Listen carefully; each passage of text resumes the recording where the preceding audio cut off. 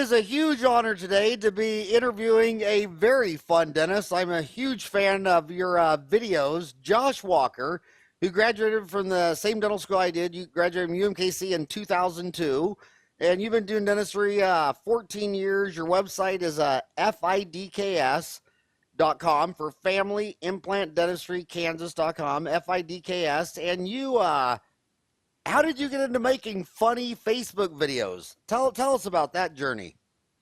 Oh, really? I mean, it was kind of a fluke deal that we really hadn't put much thought into. I mean, we've been maintaining a Facebook page for a while, and we just kind of had the idea one time when that song "I Can't Feel My Face" came out. We're sitting around like, that sounds like a dental office, you know? So we just had some spare time, went out there and got the husband of one of the dentists there that practices, and she did her thing, and we videoed it and put it to that song. And once we put it out there, people just latched onto it. And so we thought, okay, well, maybe we got something here. And then from that point on, every time, you know, we have an idea, it's one of our more important things that we do on our page is trying to get a video up about once every 2 weeks. Once every 2 weeks? How many have you put up? Oh, I think we're up to about 9 or 10 so far. Just would you care? How long is the average one? The average one's about a song, right? 3 minutes. Well, I mean, it's, you know, the song deal was just its own thing. We've done the song on some other ones, but we've gone to spoofing different things. Really, it's just whatever we come up with. We had one that was kind of goofy about Cotton Eye Joe, you know, where we're playing the floss in somebody's mouth, and the people in the office just start dancing. Just random stuff, just to, you know, we try to keep it under about a minute and a half at the most, just so people don't have to sit there and watch a lot. So, Ryan, can we put these on the podcast? Would you care if we put these on the podcast? You go for it. That'd be great. There's only 10. He said there's only 10. Let's just put them all up there. I think they're amazing. I've posted several on Dental Town. I've shared some on my Facebook. What is your Facebook page? What is our Facebook? Like the address? Yeah. So the homies listening to this can find you on Facebook and like your page and see your videos.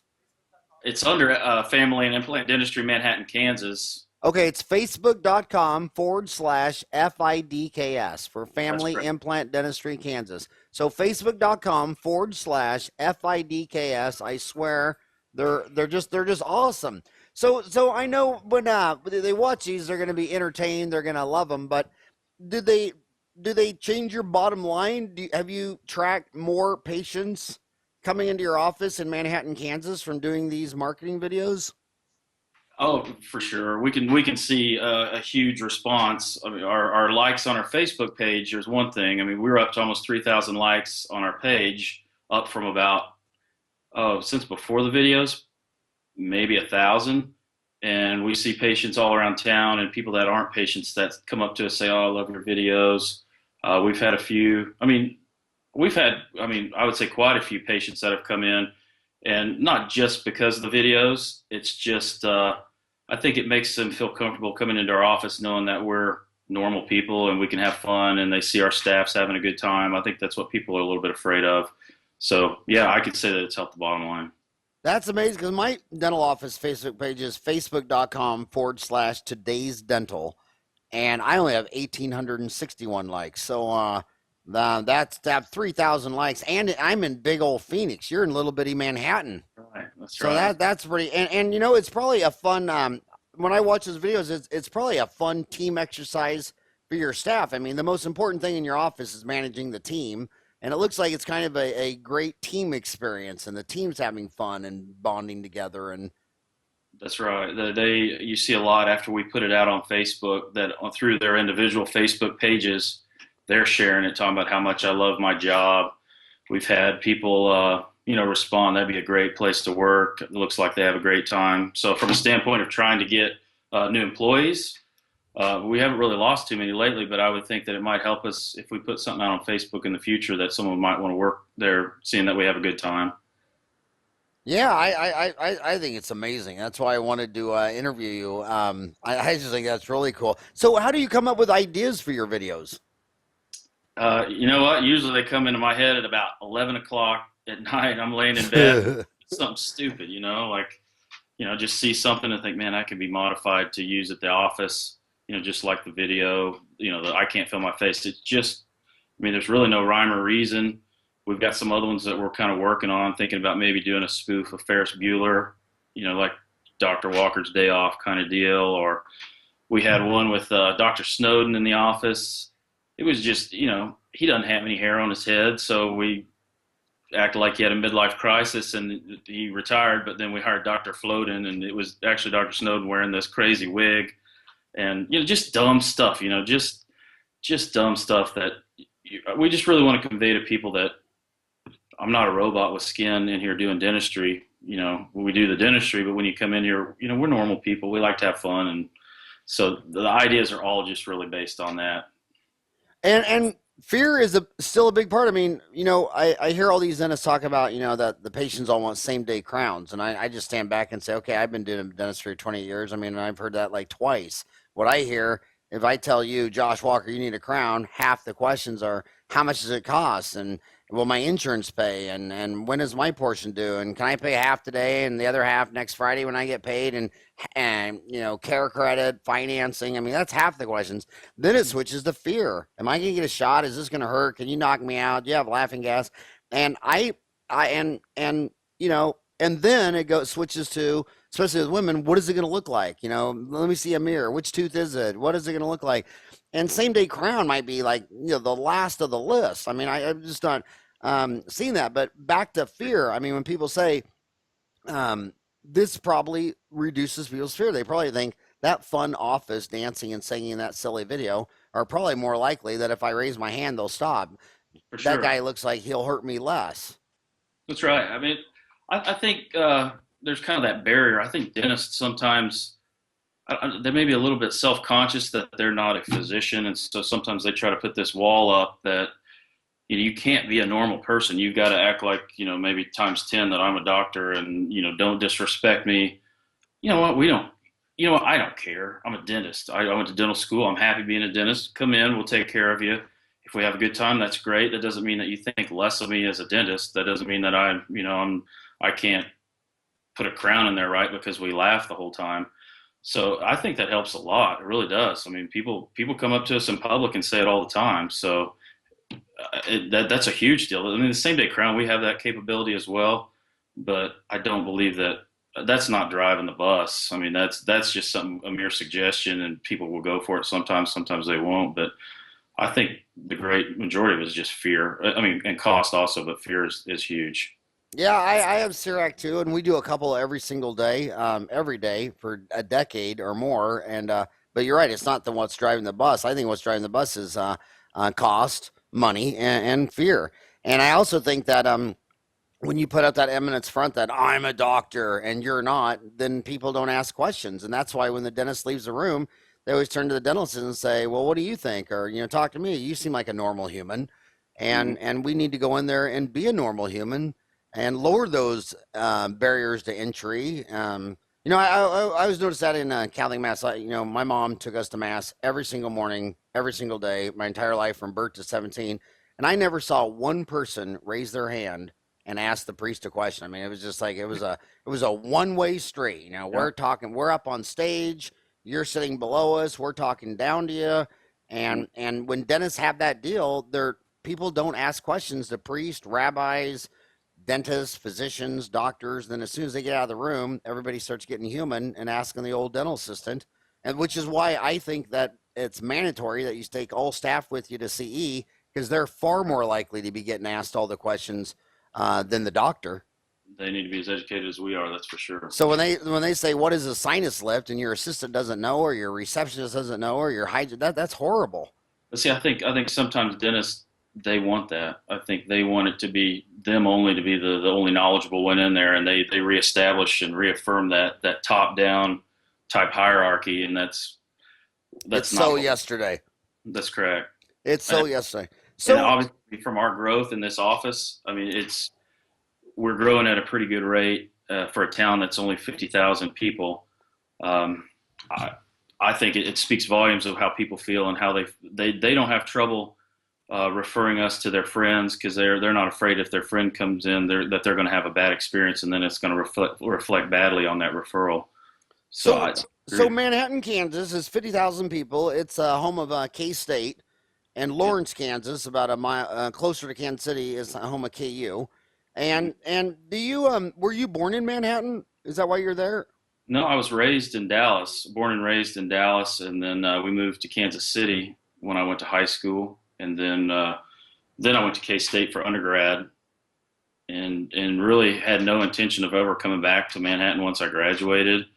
And Bill Snyder was winning football games when I was in dental school, and we were coming back to watch these games, and started looking at the community as something other than just a college town. And we love it. It's great. It's a great town. And now that things have grown, Manhattan's got an airport that we've got 5 flights a day to Dallas and 2 or 3 to Chicago. And So Dallas would be American Airlines, and Chicago would be for United. no, it's just both American, just They're American. both they're both American. Goes through O'Hare and then one goes through DFW. So 5 flights a day with American Airlines, little commuter props. Yeah, like So let's go back 14 years and look at the people in your class who decided to stay in the big city, Kansas City, where they have a dental school, dump them out 100 dentists a year, versus you deciding I'm going to go rural and I'm going to go small town America, Manhattan, 50,000. Do you think there was less supply and demand? Do you think there was more need for a dentist in Manhattan than Kansas City? yeah, oh yeah, yeah. My classmates that went to cities much larger, they'd have to work at multiple practices to fill their schedule. And when I came to Manhattan, it's really I was fortunate to come at a time that we were really starting to grow, and so there was plenty of the office that I joined. There was 2 existing dentists, and when I came in, my schedule was full. It was more than I could really handle coming out of school, going from 2 patients a day to 10 or 20. Uh, but that's a good problem to have. So what would you say to these kids? Because, half of America lives in the urban, half lives in the rural. The dental schools are all in these big urban centers. They fall in love with the Kansas City Royals, the Kansas City Chiefs, the Plaza, Westcourt, and the West, all, what is it, Westcourt? Westport, Westport. Westport, yeah. They fall in love with the museums, the culture, the restaurant. They all want to stay there. And dentistry is about supply and demand. And Starbucks doesn't do that. They evenly spread out. McDonald's doesn't do that. They evenly spread out. But dentists just, God, you find medical dental buildings in the 100 largest cities that got 10 dentists in one building and they don't get it. So sell rural. Are you married, children, any of that? I'm married. I was married before I was in dental school, and my wife's from north of here. She's from a smaller town, so it wasn't a hard sell for her to come back to Manhattan. But as far as what I got out of coming here versus what someone got out of going to a larger city, I think you're going to get to the same point at some point. If you're a good practitioner and you give a good product, it's just you get there much quicker in a rural setting. I feel like for the first 5 to 10 years, if you ever see your classmates, you're in a much better position than they are. You're able to buy the tickets to go to those Royals games. You just have to drive 2 hours to get there. That's fine. But it's from a financial standpoint, they talk about money doubling every 4 to 6, whatever the interest rate would be. You can start your retirement plan much earlier in a rural community because you've got more money than really starting out than that you need. So you can invest and you can start that plan much sooner. So that's another thing to look at it. But there's plenty of patients, plenty of money. You got a lot of these people, they'll come in and you don't think that they've got money, because you look at them and they always talk about don't diagnose a pocketbook.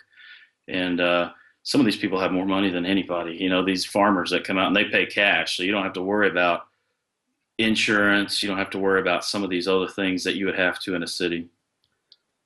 Well, I've always thought, growing up in Kansas, that when you live out in a small town, where are you going to spend your money? There's not a lot of great when you're in Phoenix, Arizona, you can go to a great restaurant any night of the week of any genre of food, shops, malls. But when you're in a small town, where do you even spend your money? And it just seems like the rural people, they don't look like they spend a lot of money, and that's why they have a lot of money.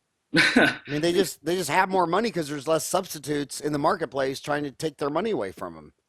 That's probably true. That's probably true. We've got, with the university here and with our town growing, we've got a lot of amenities now that we didn't have, a lot of retail stores, and they're projecting that the town's going to grow, closer to 100,000 over the next 5 to 10 years, because we have a facility that the federal government had put here, the Homeland Security, that's bringing a lot of jobs, a lot of opportunity that companies are relocating to Manhattan. So I mean, this Manhattan's just kind of a unique town. To call it rural, it's somewhat rural, but it's, I mean, now with the speed limit change in Kansas, you can get to Kansas City in an hour and a half. So, there's probably a lot of places in Arizona that, or a lot of people that might even commute that far down there. So you're not that far from doing things or spending your And money. what's really crazy is there's dentists that live in the suburbs of Kansas City that get up every day and commute an hour into town.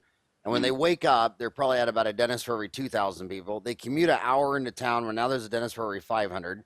And if they'd wake up in the morning and commute an hour out of town to some community of 5,000, they'd be the only show out there. They wouldn't have to take insurance. I mean, their whole life would be completely different if they would just commute the opposite way.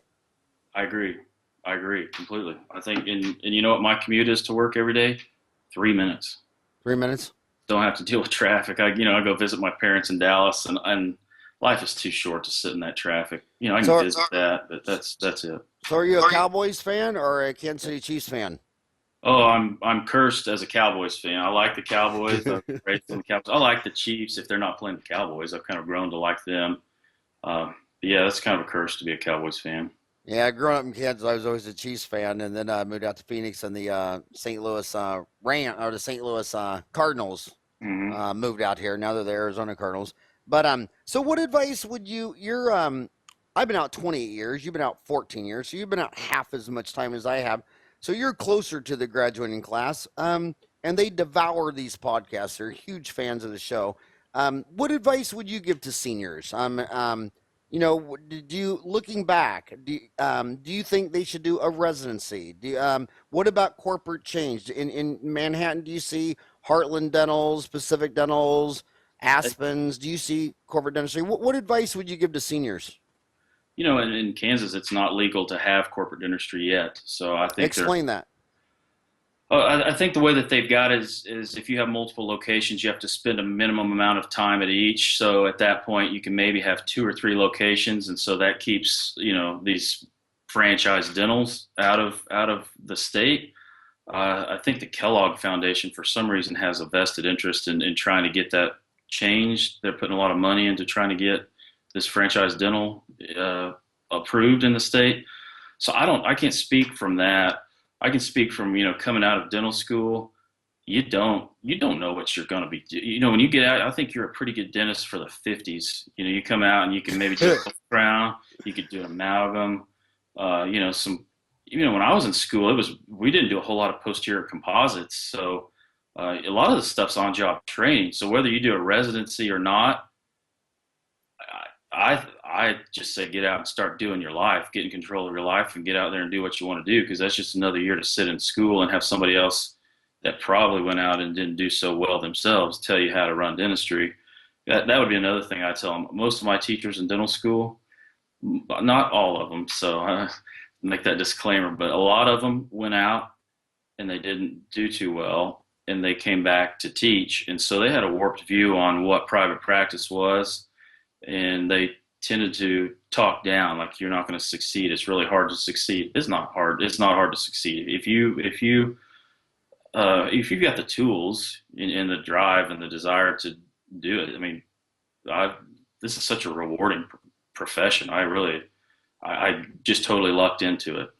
What percent of the teachers, when you were in dental school at UMKC, would you say those who can't teach and those who do go out and build a great practice?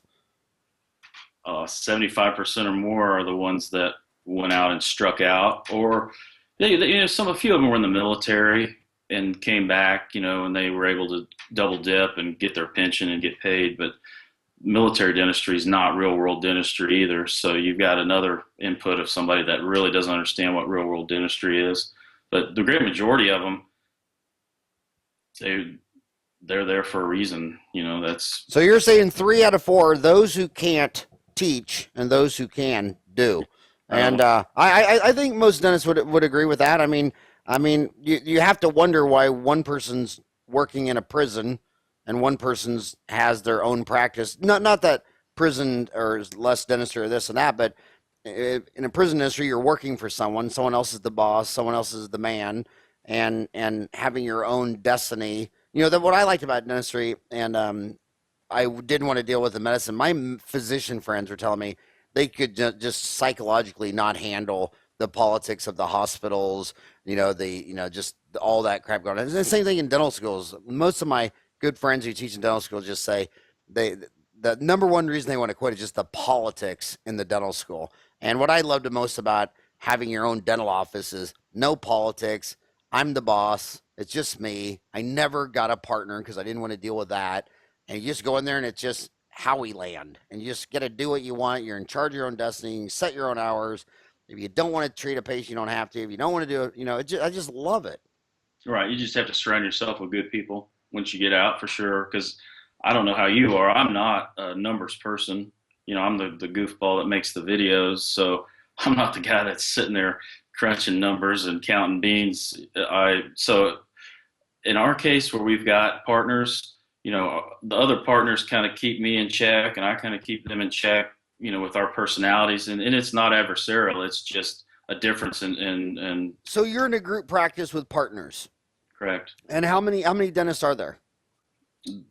There's 5 of us. And are they all different ages? Like, does the practice add one like every 5 years, so it goes from like 60 to 50 to 40 to 30, or how they spread out on age?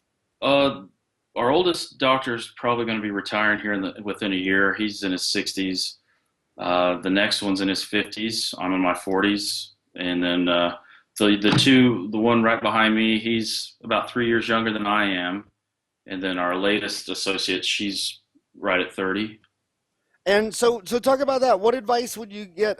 So how do you deal with if one partner wants to buy a $100,000 CAD cam and the other one done, or one wants to buy a $100,000 CBCT and the other one? How do you deal with conflict? What advice would you give to getting along and having healthy, functional relationships in a group practice? I think we're just the only thing I could say is we're all pretty good at seeing the bigger picture. We all appreciate technology. We all appreciate wanting to have the newest and latest. So, I mean, as far as equipment purchases, sometimes, when it comes to having to buy a new computer or new computers, in a big practice, you have to buy 30 computers every 4 years. So that's a pretty good expenditure. But most of us, we see the bigger picture. To spend $30,000 to make however many hundreds of thousands off that equipment, we understand the investment. So I can't really speak to other than we're pretty fortunate with our group, and we all have to kind of have an understanding and not get caught up in little minutia that doesn't matter. Is one doctor the 4,000-pound gorilla, or is that an office manager? That kind of range on it. What happens when 3 doctors want to go left and 2 want to go right? Who's the alpha? Is there like an alpha bull male dynamic, or do you pawn that off on a strong office manager? Or we don't. We've had office managers, and I don't know, it just doesn't seem to work. I don't know in our situation, we just, if we sense something's going wrong, it's not out of the question that we'll meet on a Sunday night down at the office and let's talk. We're not, going to hole up and just sit there and lob bombs at each other. We're pretty good, and we've had. It seems like now with such a large practice, every year you've got to reinforce the policies that you've got in place, because you do have some turnover. People forget, these different policies. People interpret them different ways, just to get everybody on the same page, and that's doctors included. So on an annual basis, we try to, try to regroup, get focused back on what our mission statement, or what our mission is at the office. Don't ask me what our mission statement is, but basically we want to do the best dentistry and take care of the patients in a comfortable environment, with the latest technology.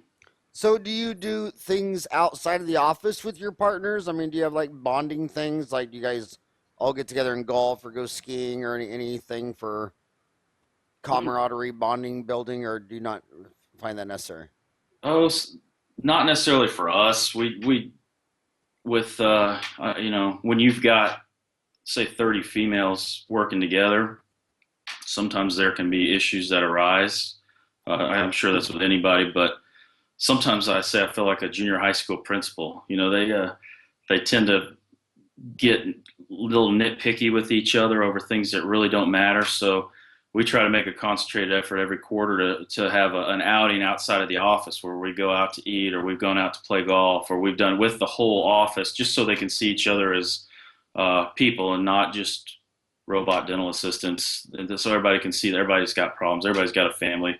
So I think that's, and that includes the doctors, so in those social settings, we'll sit and talk, and it helps us as well.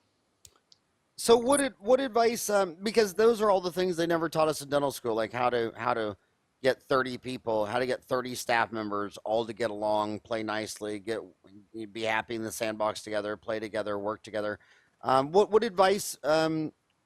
What things have you done in the last 14 years that you think made you a better ringleader to get all these 30 staff members to play nicely and get along? I mean, is there books you read, courses you took, or just the school of hard knocks for 14 years? A lot of it's trial and error. A lot of it's negative experiences of doing it one way, and ooh, that didn't work. We'll do that again. I've found I'm not like a person that likes to tell people what they don't want to hear. I'm kind of like the touchy feely nice guy. So I'm not a real hard ass. The thing that's helped me the most is just having a good policy manual that I can put the blame on something other than myself. If we've got pretty hard, fast policies, I mean, they're flexible to a degree, but if somebody comes and wants to ask me a question that they probably know is bending a policy, I can always fall back on the policy manual. That's probably the best thing that's ever happened for me. So I can take the stress off of myself having to make that decision. And where did you get the policy manual? We've had some consultants over the years that have come in and then kind of piece things together. Our established dentist, Dr. Hungerford, he had been in this practice. He had started the practice, so he had some framework, and there's some policies in there that they always seem to apply to certain situations that your practice is in. Given what your staff is and what they would try to accomplish that might be against it. We've taken what he had and then just added certain things as we've have come across it. So we've got some weird policies in there that just apply to certain situations, but in our situation, it works. Over the years, does he talk fondly about any particular consultant that really came in and helped his office grow that he would recommend today? Mm, he used to do some stuff back in the day, like Quest and all that. That was way back in the day. that was The that, day talks about that, so I don't understand it necessarily, but a lot of their ideas aren't too bad. I think it was kind of quirky. I think it was a little bit, I know from what I understand, pretty cultish. I don't know if you want to call it that, but it took up a lot of their time, and they really had to be knee deep in it all the time. We've taken some of those things, those philosophies, and added. But as far as it seems like anytime we've ever got a consultant and they tell you something, it's really a lot of stuff that you've always been doing. They just tend to package it and sell it to you like they've got some new idea. So no, I may make a lot of consultants mad by saying that, but they tend to be just facilitators. They come in and kind of make the stuff that you already were trying to do a little easier to do.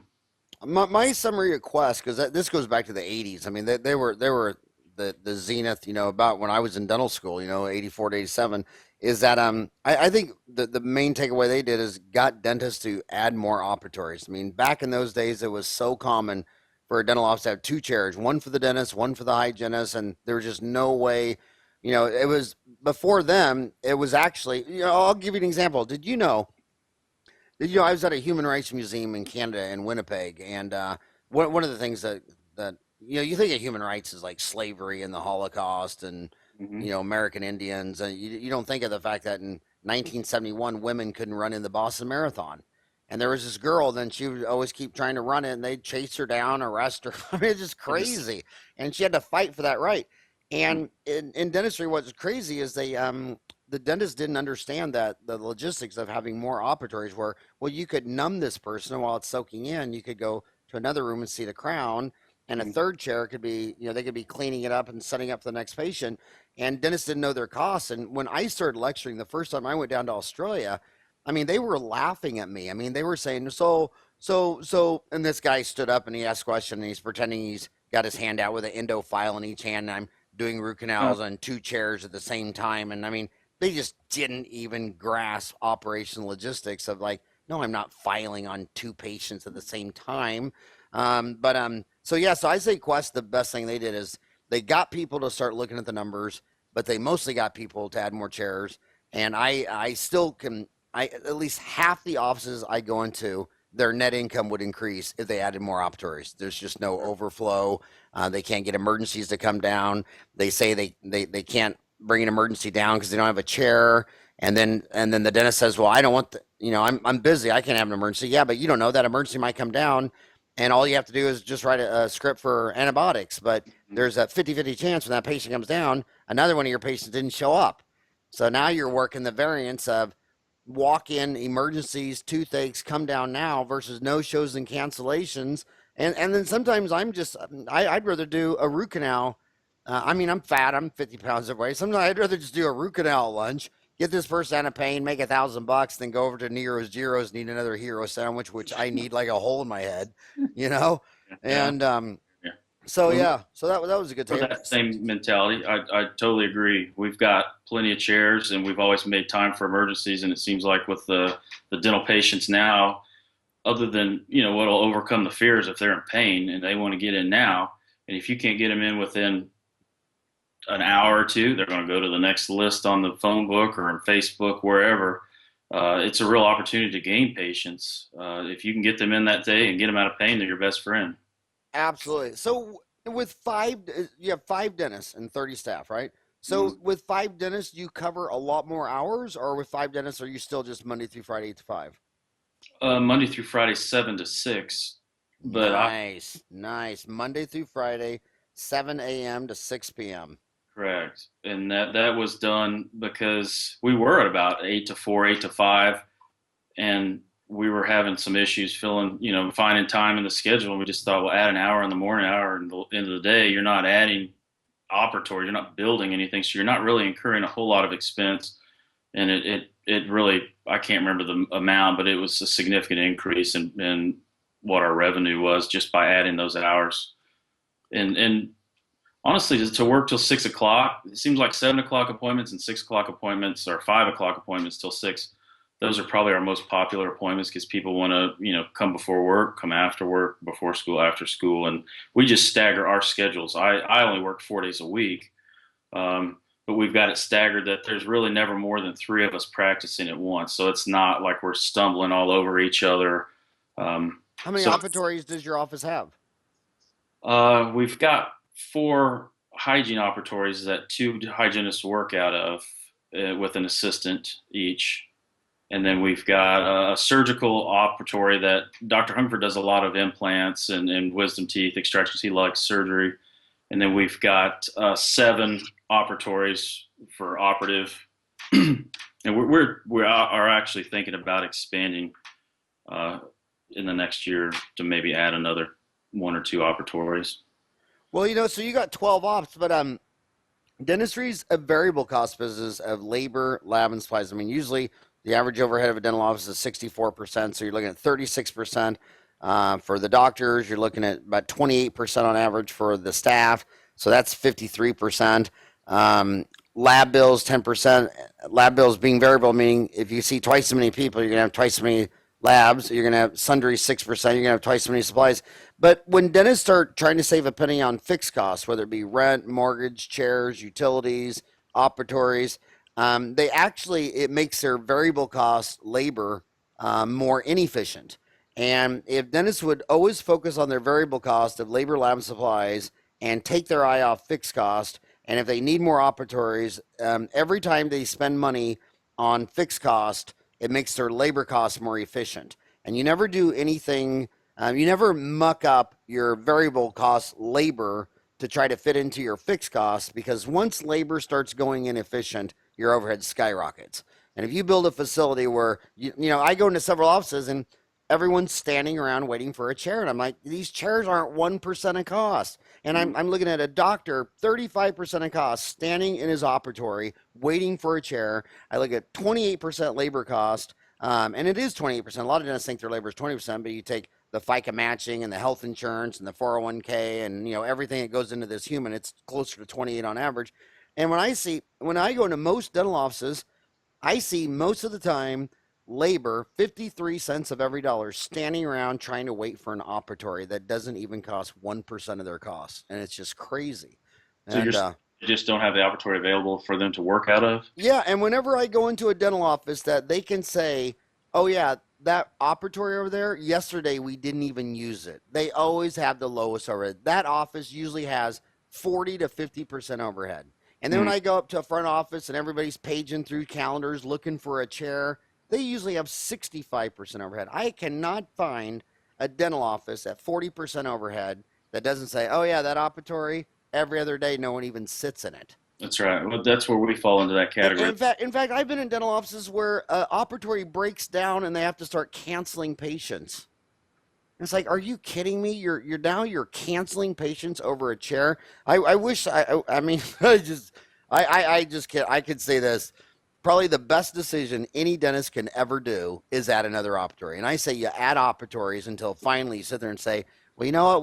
We don't hardly ever even use that extra operatory. That's perfect. That's right. And until you're there, keep adding them because it's the flow. One breaks down. One, we're just going to throw emergency in there, and Doc Josh is just going there and say, you know what, you need to be on antibiotics for 3 days because that's when I have my next opening, and Mm. catch the fish. You can bring it back, cook, clean, and eat it later, but just catch the fish. But yeah, add operatories. So your dentist, what's the oldest guy's name that's retiring this year? Dr. Hungerford? Hungered Yeah, Hungerford? Hunger Ford. Yes. Is that a German or German? Yeah, I think So it's German. so how old's Dr. Hungerford? You said 65? He's in his 60s, mid 60s. You know what that'd be? I think you should bring him back another day and do a podcast with him, getting him building this big group practice, practicing for 40 years in Manhattan. It'd be awesome to get his insight. You think you'd ever do that? Oh, I think he'd go for it for sure. I think when I talk about people that know numbers, and I'm the fun guy that does the videos, he's the guy that if you want to talk about overhead and percentages, he's got a brain like a computer. So, I think you could speak to him about that and really what he's been through some transitions as he built this practice of philosophies and to get where we're at. Sometimes people scoff at the way we do it, but when it comes down to it, we've got plenty of operatories. We don't own our assistants. The assistants stay in each room, and then the doctors move between rooms. And so then we've got somebody that's centrally located that when the next patient comes to get that patient back in a timely manner, that's a person that goes into the next operatory as the person's finished or they're opened up. So there's not that waiting. There's not the feeling that I own this patient. If these patients want to see us, they can see us. But most people, I think dentists think they're more valuable than what they are. I think that patients, they really just want to get in there and get out, and they're not there to make friends. They want to get their teeth cleaned. If they have a good experience, that's great. But I think sometimes dentists don't want to give up that grip on these patients, and I think that's where Dr. Hungerford, luckily with his philosophy, when we add an associate, that my patients can see that person. It's fine with me. If that just means that if that patient goes out of town or I go out of town and they have a problem, my associate could go see them. They can go in and see them for a toothache. I'm not married to a patient as much as that. I mean, that patient may be married to me and they may feel that way, and that's fine. But I bet you 75% of the patients, when they come in to get their teeth cleaned and we give them the option of whatever dentist they're there to choose from or first available, they're going to choose first available to do their exam. And as far as doing work, they may be a little more partial, maybe 50-50. But beyond that, they just want to get it done in a timely manner. So you're saying that 50% of this large 5 doctor group practice, 50% of the patients really it's all about the patient. They just want first available. That's correct. They trust the operation. And I've also thought that when you look down, when someone says, oh yeah, I love that doctor, but when you start talking to them, it sounds like they love the receptionist or the assistant or the hygienist. I think the doctor really has an overinflated sense of who the relationship is. That most people only think about themselves. So if the best time for me to go to the dentist is this time, and you're out of town, or that's not your, who cares? They want it. They want to go. You know, it's like when you fly an airplane. You don't pick the pilot. You pick when I want to fly. And you're saying half the patients just want That's their right. convenience first available. And then they pick the level of service, just like an airline. You're not going there for that pilot. That you got to have trust in that organization or that practice that whoever's going to sit down is going to get you from point A to point B, whether that's a flight or getting a crown put on your tooth. It seems that a lot of the older patients, and they always talk about older people are kind of set in their ways. They're probably the ones that are more prone to being stuck, like married to a certain doctor. They don't want to change. But that's the minority for sure. I would say in my practice, the most people that have insist on seeing one person is old grandpas that want to see my 50-year-old hot little Jan. They've loved her for 28 years. They just want to come in and see Jan. I mean, they just light They, up like a Christmas tree when they see her, and they they, don't really care what short, fat, bald dentist comes in. they come in and they get awkward about it. It seems like the old guys are the ones that are awkwardly hugging all the assistants, but they just kind of giggle about it, the assistants. And I think once you get to be 80 years old, I guess they just let you do certain things. But it seems like those are the guys that are really awkward. Well said. Something about being a grandpa it's a big pass. I think Jan gets a marriage proposal about every 3 months. She just had one Monday. Oh I no. pulled I pulled these four wisdom teeth on this lady, and it was so fun because they're literally the hardest wisdom teeth I'd pulled in 5, 10 years. And I came out of there, and Jan's just laughing, and she got another marriage proposal. And what technology is your office using? Just we I we mean, have do you have Serac. you have a Cerac? We have the cone beam, the Galileos. We have Dexus. We have SoftDent, which I don't know if you're listening to me, SoftDent, you're falling behind. Yeah, I've been on SoftDent since '87, and I'm like So this close disappointing. to switching to Open Dental. That's where I'm at. In the past, it's more of an issue to shift to something than to just sit there and deal with it. And now it's starting to change to where staying with it is starting to become more of an issue than switching even with a big staff. But SoftDent, I don't know where they've kind of fallen behind. It just seems like they follow in the world of innovation, and it's about like working with AT&T. It's just hard to get anything done. You don't have any reps we don't have a rep really that to speak of other than somebody who wants to sell us something. But if you have trouble, you're stuck on a hotline calling the SoftDent helpline, and then whether it gets fixed or not, a lot of times you just give up. So if you were going to switch, or you were going to start over today, what dental office software would you go with? I'm not sure. I've heard good things about EagleSoft. Heard good things about what's the one that Shine Dentric. Dentrix, yeah. Um, and I like technology, but each one of our cone beam scans. I think it's like a gigabyte of data. So like to try to do something off site. I just would be a little bit worried about some sort of lag of getting information over an internet connection. So as far as those offsite or online practice software, I'm not sure. I mean, I think they're going to be there, but I don't know enough about them. Yeah, CBCT was a game changer for doing dentistry in the cloud because you would definitely still need to have a hybrid system. I mean, you wouldn't want to be storing all those CBCTs on the cloud. I mean, it's just too much. So it'd be a hybrid system. So you guys have a CEREC machine. Do all 5 doctors use it? What percent of your crowns are CEREC same days? Oh, I've we don't use it as much as we should. It's just a matter of diagnosing it, and we all can do the CEREC, and we have the majority of our assistants are trained to do those as well. Since we got what's the latest type of CEREC called? The one that's got the Omni. Omnicam. That's changed it a lot because the powder seemed to be the real variable, and one assistant would powder more than the other.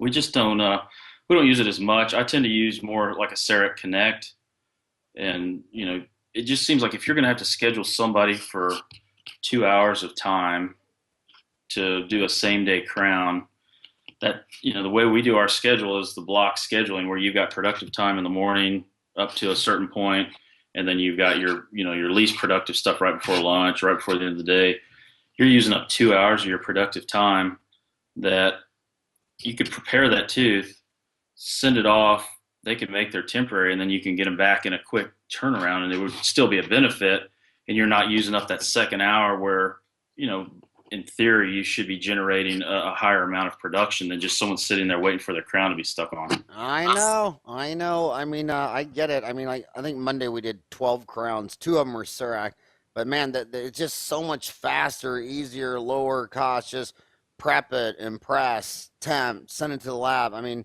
it's like dentists are paying $150,000 to be a lab tech for 2 hours. It's like what they do. They close down all the lab schools. Mm-hmm. That I'm pretty sure you went to dental school because that was a better gig than going to lab school. And, Exactly. and now you paid $150,000 to be a lab man. Is that really a good idea? And so I just ask the patients. I just say to each one of them, I say, here's the deal. You can sit in this chair for 2 hours. We'll do it start to finish. You'll be done. Or I can finish you up in an hour. You come back in 2 weeks for half an hour. So it's 2 hours right now, or an hour now, and 2 weeks, 30 minutes. And 9 out of 10 people on that day, they're looking at their cell phone, their smartie, and saying, "Oh my God, I so would love to get out of here in an hour. My day's crazy. I need to do this. I need to get back to work." I only have about maybe 2 out of 12. Like I say, that's about the average. Maybe two a day that say, "You know what? I got the day off. I'd like to just stay here and get her done."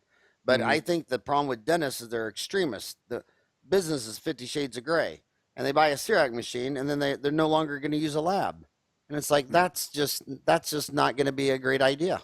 And What? then what's also crazy is when they buy a piece of technology, and instead of being patient focused, they're like, "Oh well, I can't do the same day crown today, so I'm going to reschedule you." It's like you're rescheduling a patient to fit your technology.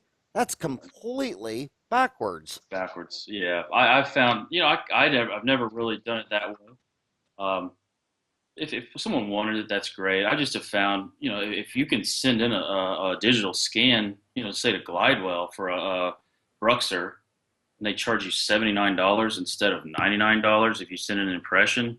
You think about the cost. I mean, we use Improgum. Cost per impression is pretty high. Uh, What do you you know, think it is? oh, I think it's probably $10 or more per impression. Yeah, I think it's 15. Is that what it is? That's what I think.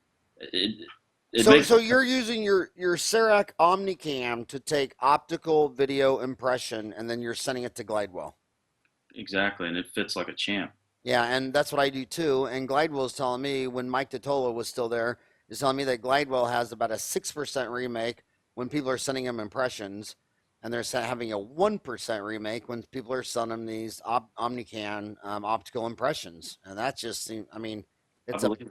yeah, it's a better impression. Then you don't have a human pouring up the model, trimming the die. It takes that human error out of there. Well, and it takes out the variable of who the artist is there that's making your crown. I think when it's a computer that's generating the anatomy from the teeth around it, you're not at the mercy of some dude that went to a dental technician school. And sometimes you get a good one, sometimes you get a bad one. But I think with the digital side of it, it's pretty consistent between machines. They all are their parameters are all the same. So I feel like the product coming back, and between whether it be an Emax or a Bruxer, I, I don't think I've ever had to send one back. And I remember one time when I first started doing it, they turned it around in 48 hours.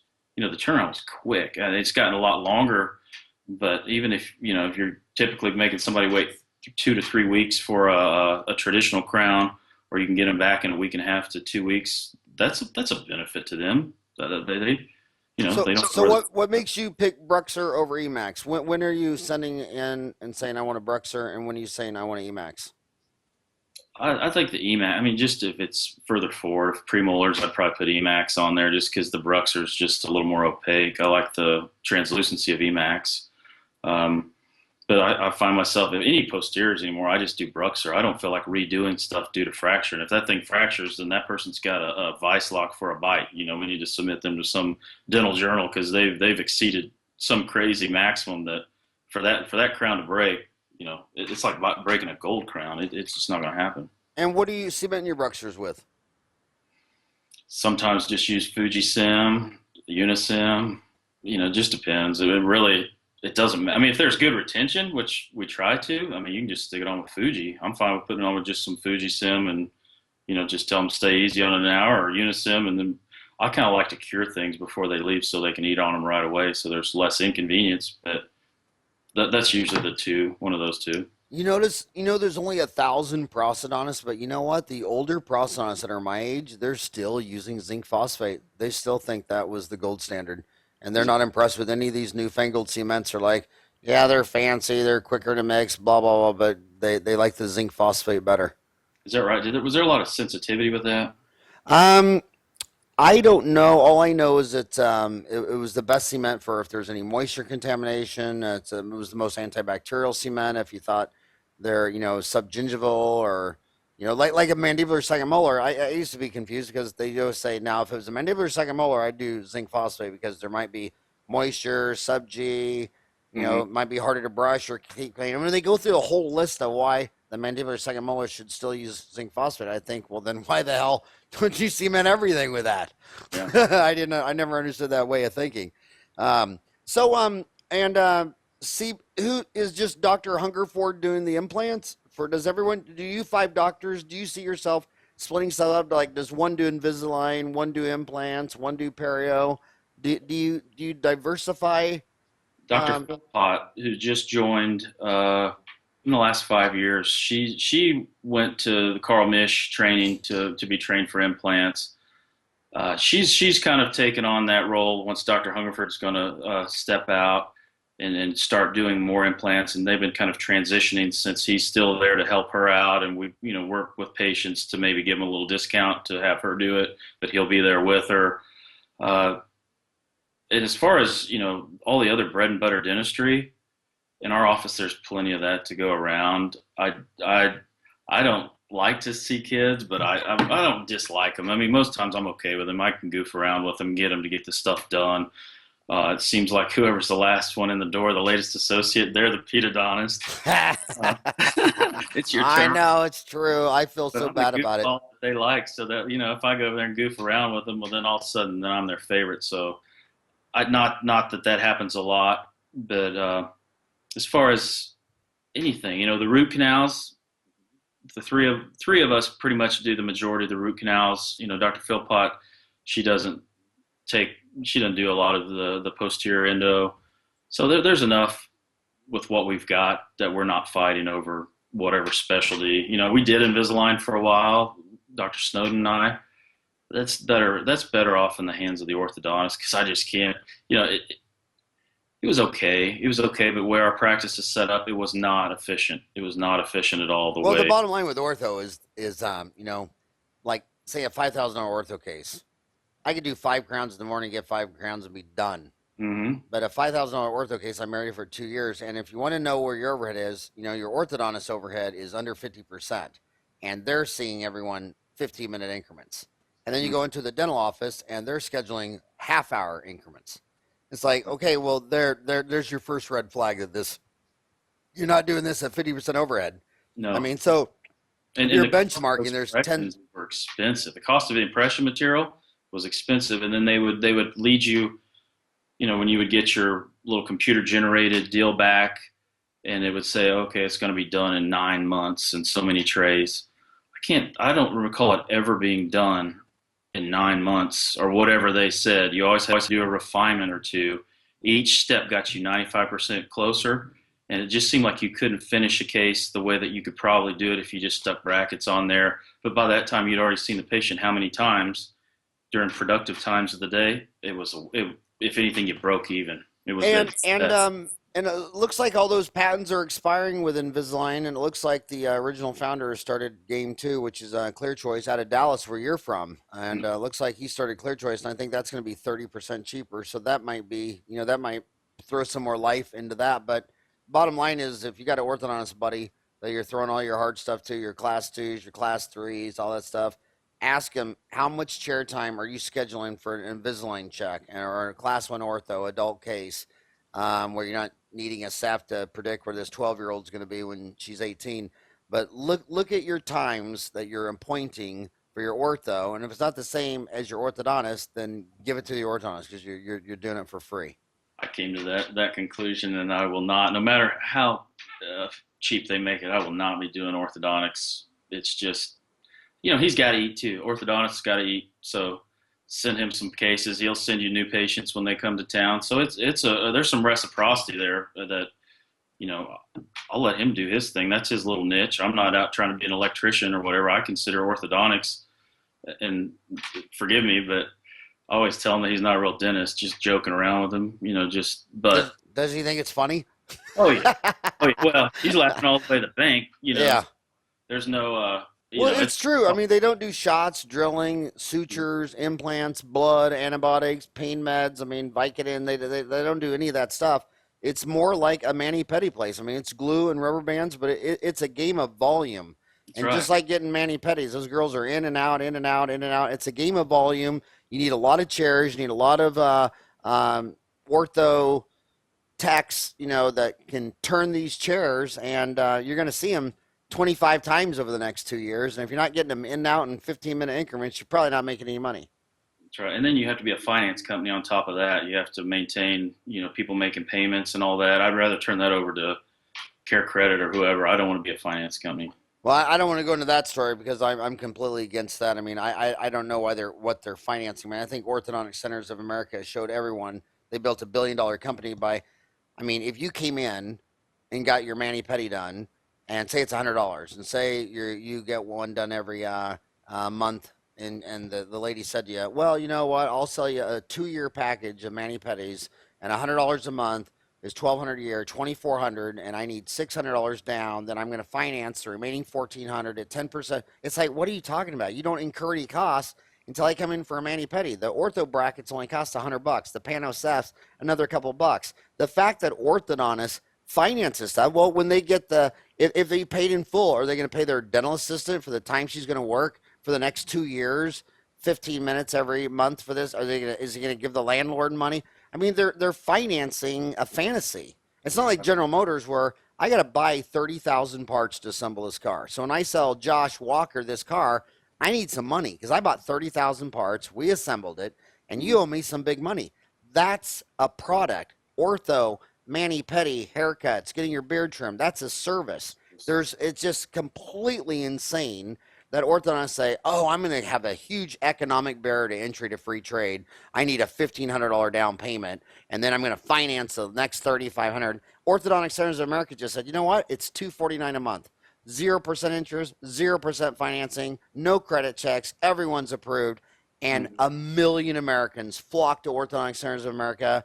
Their valuation went to $1 billion on the New York Stock Exchange, and then it completely imploded because getting dentists to work for a corporation is like herding cats, and every one of them had a different idea, and the whole thing imploded. But the business model that made him a billionaire was completely lost among the orthodontists. They're still raising huge economic barriers to entries.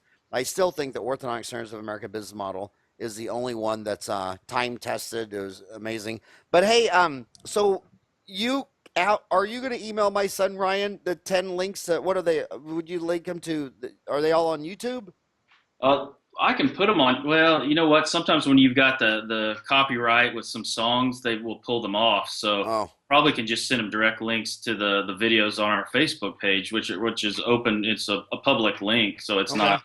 You don't have. We can do that, and but it'd be fun to put them on the end of his podcast, so people listen in the car, like right when it's over, they could hear all 10 of them.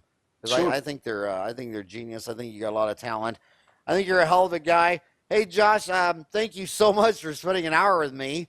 And I think Dr. Hungerford would be a great interview because he's not asking for one. He's 65. He's built this huge, successful group practice in Manhattan for all these years. If you email my son back, Ryan, ever find a time where you can get him to come in and say, hey, tell us what you learned over 40 years of running a big group practice in rural America for 40 years, that'd be a great interview. Will do. I'll send his information and maybe they can connect and get something set up. He's got a lot of time available now, so he's only working 2 or 3 half days a week, so he's got plenty of time to sit down with you right now. I would love it, man. That's the whole deal of a podcast, just transferring information for free to dentists. I love it. Sure. All right, buddy. Well, thanks for all you do. I can't wait to see your next video on Facebook. I appreciate it. Thank you. All right. Bye-bye, Josh.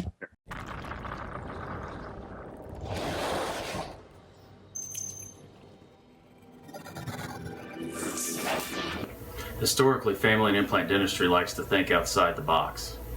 We are always trying to be ahead of the curve with regard to patient care.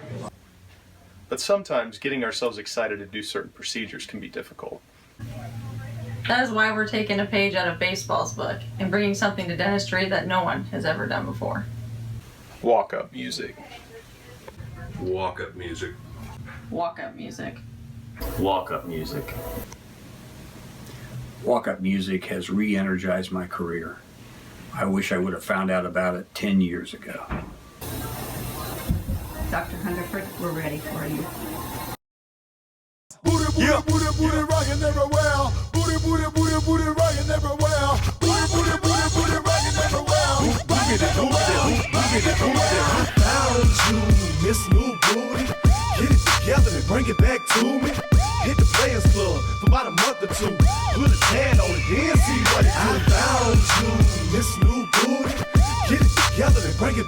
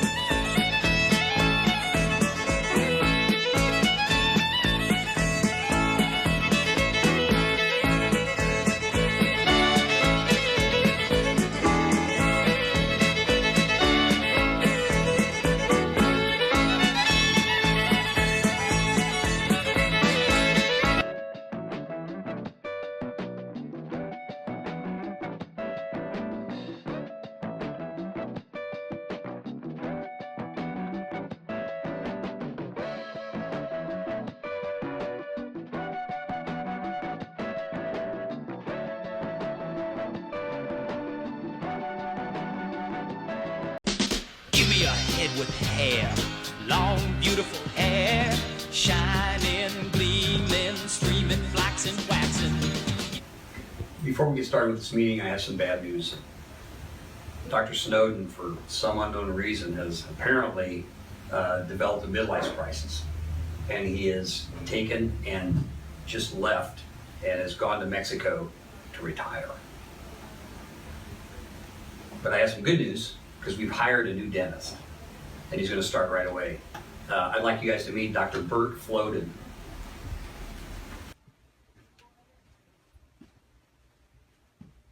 Dr. Floden, can you let me know, does this person need to pay, to check out today? Margaret, how are you feeling? I'm as snug as a bug I'm comfortable. Mary, could you draw the area there?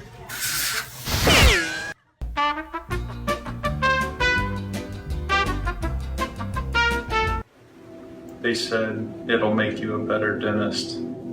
They said everybody's doing it. They said people will like you better if you do it. They said just try it. They said it'll make you feel awesome. They said it's no big deal. Bad rugs can ruin lives. Don't do rugs. Give me a head with hair, long, beautiful hair.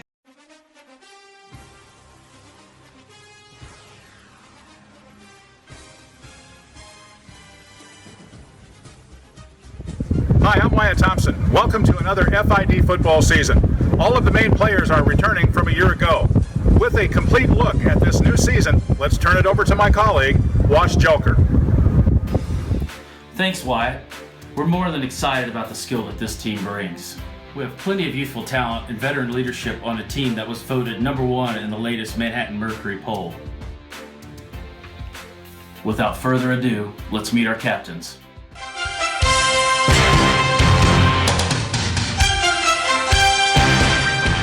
Mark Hungerford, University of Nebraska, national champions 1970 and 1971. Go Huskers. Josh Walker, Kansas State University, EMAW. Raleigh Philpott, the University of Nebraska. Throw the bones. Curtis Snowden, Kansas State University. Football?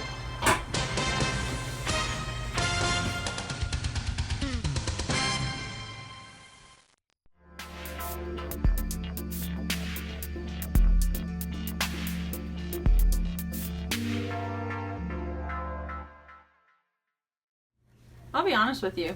People just need cheerleaders. Hi, Mr. Sharpley. How are you? Great. Hi, we live in there. Any changes to your address? Nope. All right, Not at all. wonderful. Thank you. Very much. Someone that just brings out the best in you. KSU Wildcats! KSU Wildcats! To brush a little longer or just not to gag. We're gonna put this fluoride in your mouth and we'll keep it in there for 60 seconds, okay? 1, 2, 3, 4, 5, 6, 7, 8. We live by the mantra, pork chop, greasy, greasy. We can fix you super easy. So I noticed here you're a little bit nervous about dental treatment. Let me play some music and maybe that'll help.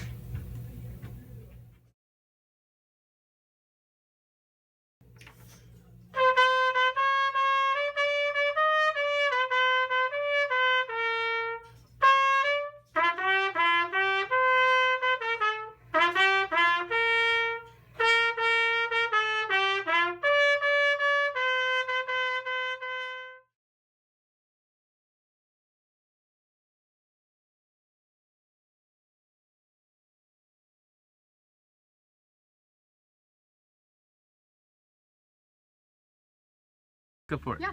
It's just I'm video. testing all mine. Are you ready for this Yeah. badassery? Go ahead. Badass. Bend over a little.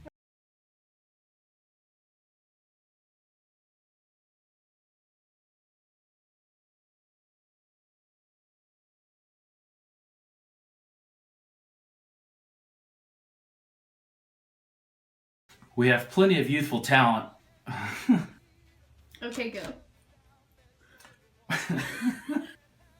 Okay, go. We have plenty of youthful talent and veteran leadership. Shut up. Was that action? Wait. Oh! Wait.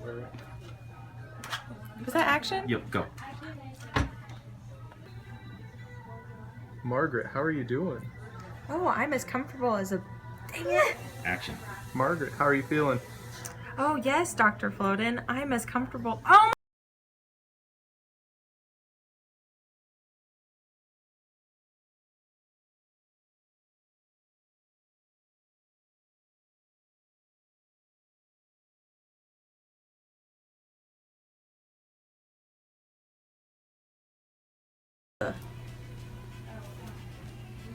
Okay, whenever.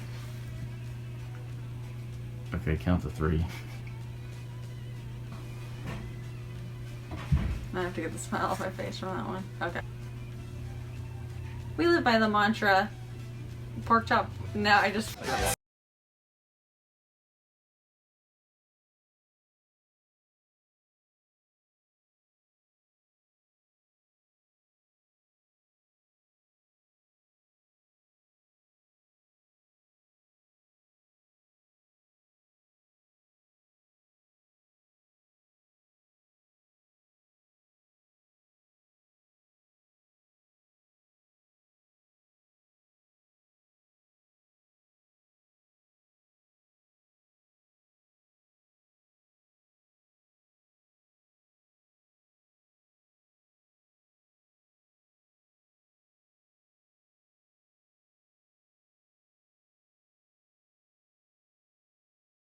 Would you like to touch my mustache?